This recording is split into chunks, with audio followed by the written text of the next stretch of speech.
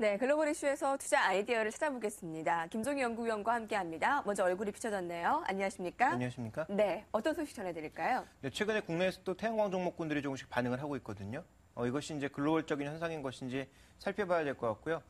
양호한 모습을 보여주고 있는 국내 종목군들의 추가적인 상승세도 가능할지 가늠해봐야 될 것 같습니다. 지난 수년간 세계 경기 불황과 태양광 소재 공급 과잉으로 침체 일로에 빠진 태양광 업체가 회복세에 접어들 것이다라는 관측이 제기가 되고 있습니다.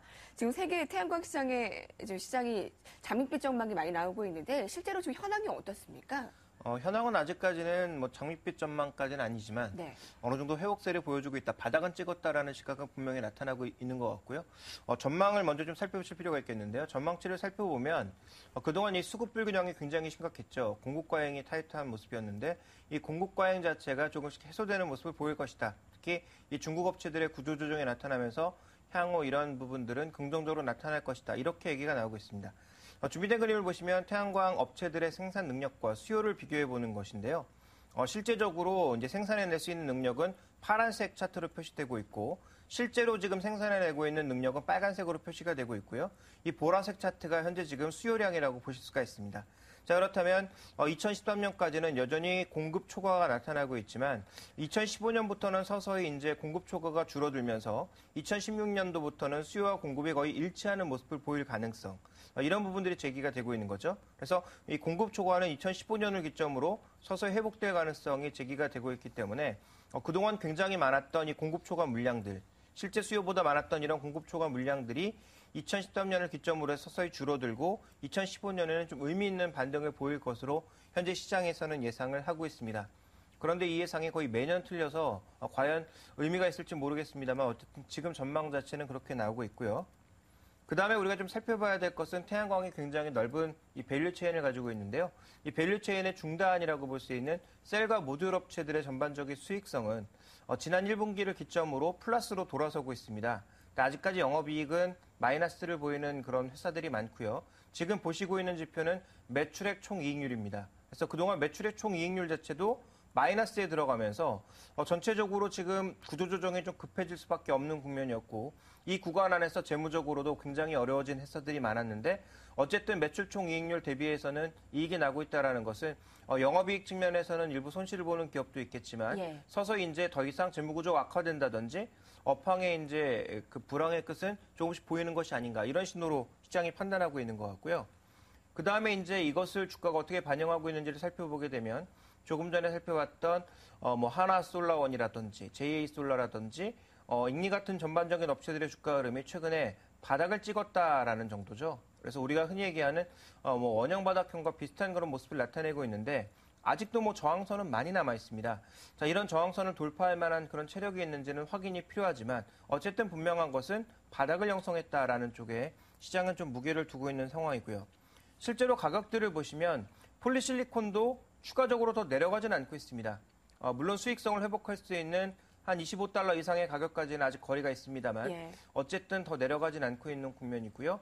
조금 전에 말씀드렸던 대로 모듈이라든지 셀 같은 이 중단, 거의 하단 라인에 가까이 있는 이런 쪽도 가격이 더 이상 내려가지는 않고 있어서 여러 가지 상황들을 살펴봤을 때 지금 태양광 쪽에 바닥을 친 것은 거의 확실하지 않을까, 이렇게 판단하고 있습니다. 앞서 얘기한 장밋빛까지는 아니더라도 이 경기 불황과 소재 공급 과잉으로 너무나 부진했던 부분이 좀 바닥을 어느 정도 형성했다는 부분에서는 좀 중론이 겹쳐지는 것 같습니다.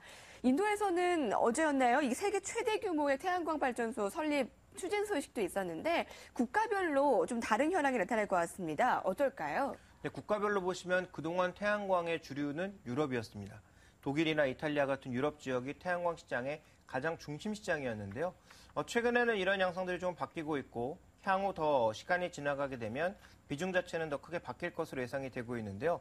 자, 준비된 그림을 보시면 전반적으로 독일을 중심으로 하는 회색 계열의 유럽 계열들이 2011년까지는 주류를 차지하고 있었다면 이 뒤로 넘어가면서는 파란색 계열의 그 국가들이 점점 더 비중이 늘려나가고 있는 상황이고요.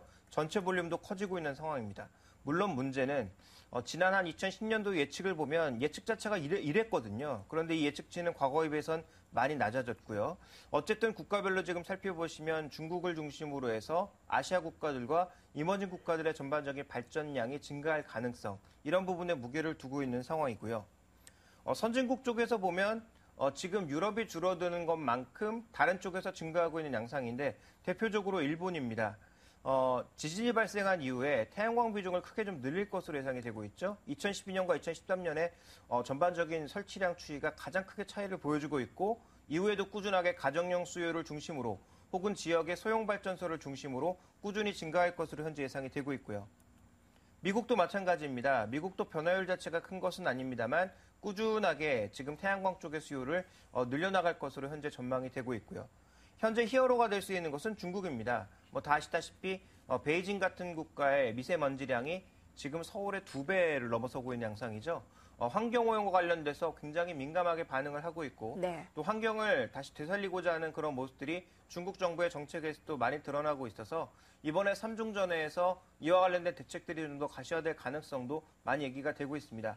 그런 측면에서 본다면 중국의 태양광 설치량과 전망이 가장 빠르게 증가하고 있다는 관점, 그리고 중국 업체들의 이 내수가 회복된다면 그동안 국제적으로 나타났던 이 중국의 저가 이 수출 물량과 관련된 그런 이 수출과 관련된 일종의 그 잡음들도 대결 구도도 조금 줄어들 수 있다는 관점에서 중국의 내수가 증가하는 것은 굉장히 중요하죠.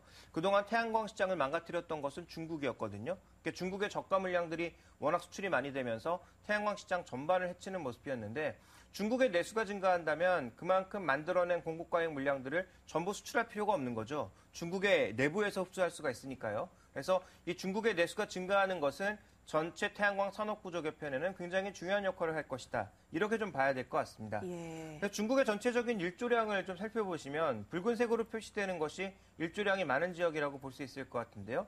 실제로 지금 경제가 발전하고 있는 이 동남부 지역보다는 오히려 경제가 덜 발전한 이 서부 지역 쪽에 전반적인 모습들이 일조량이 많습니다. 그러니까 이런 지역을 중심으로 경제 개발도 하면서 관련된 발전소도 만들어낼 수 있는 물량들은 충분히 존재하고 있다는 점. 그래서 요약해보자면 결국은 추가적으로 태양광 수요를 낳을 수 있는 것은 이머징 쪽이고요. 선진국 쪽에서는 미국과 일본이 수요를 견인해주고 있어서 유럽의 감소 부분을 많이 상쇄해 줄 것이다. 이렇게 좀 봐야 될 것 같습니다. 네. 어느 정도 질적으로 태양광 산업의 바닥을 확인할 수가 있을까요? 관련 종목들이 실적으로 확인이 돼야 될 텐데요. OCI, 한화케미칼 이 등등 보유하고 계신 분들 그동안 마음고생 많으셨는데 좀 보유 전략과 또 신규로 들어가실 분들도 있을 것 같아요. 지금 바닥을 다지고 있다라고 하니까요. 어떤 전략 세울까요? 일단 태양광의 밸류체인을 아시는 분들은 다 아시겠습니다만 인곳부터 시작해서 발전소까지 굉장히 넓거든요. 그러니까 인곳, 웨이퍼, 그다음에 이것을 가공한 셀을 또 가공해서 여러 가지 부품을 붙인 모듈, 그 이외에 이제 여러 가지 발전소와 관련된 그런 물량들이 하나의 밸류체인을 구성하고 있는데요. 지금 이 밸류체인 중에서 가장 이제 수요 공급이 타이트해지고 있고 빠르게 이제 가격이 상승하고 있는 쪽이 어느 쪽이냐라고 보시면 지난 한 2달 전에 말씀드렸던 것처럼 여전히 셀과 모듈 라인 쪽이 가장 빠르게 수익성도 개선되고 있고요. 수요 공급도 타이트해지고 있는 상황입니다. 그런 측면에서 본다면 단기적으로 봤을 때 여전히 모듈과 셀과 관련된 종목군들이 상대적으로 우위에 놓여 있지 않을까라고 판단하고 있기 때문에 이와 관련된 종목으로서 이제 국내에 좀 관심을 가질 만한 종목군들은 2종목 정도가 될 수 있겠죠. 하나케미칼의 밸류체인을 전반을 다 가지고 있기 때문에 하나케미칼이 관심 종목이 될 것 같고요. 또 하나는 최근에 이제 기관의 매물로 인해서 주가의 탄력이 좀 줄어들긴 했지만 S에너지 같은 종목군들이 이제 이 밸류체인에서 가장 수익성이 민감하게 움직일 수 있는 업종이다라고 봐야 될 것 같고요. OCI 같은 경우에도 다른 업체들에 비해서 지금 웨커와 같은 다른 업체들에 비해서 굉장히 저평가받고 있는 것은 사실이지만 현재 수익성 개선은 좀 더 시간이 걸리고요. 또 폴리실리콘의 가격 회복도 아직까지 이익을 낼 수 있을 정도로 급등하고 있는 것은 아니기 때문에 OCI 같은 경우에는 접근을 하더라도 좀 장기적인 관점에 접근이 가능하다라고 보고 있습니다. 그러니까 단기적인 시각에 접근을 원하시는 분들은 여전히 중심을 S에너지나 하나케미칼 쪽에 초점을 맞추시면서 가야 될 것 같고요. 태양광 쪽에 정말 장기적인 투자를 해보겠다라고 생각하시는 분들은 OCI에 대해서 분할 매수 관점의 접근이 필요하지 않을까 이렇게 판단하고 있습니다. 네, 관련해서 국내 태양광주의 투자 관점까지 알아봤습니다. 김종규 연구위원과 함께했습니다. 고맙습니다.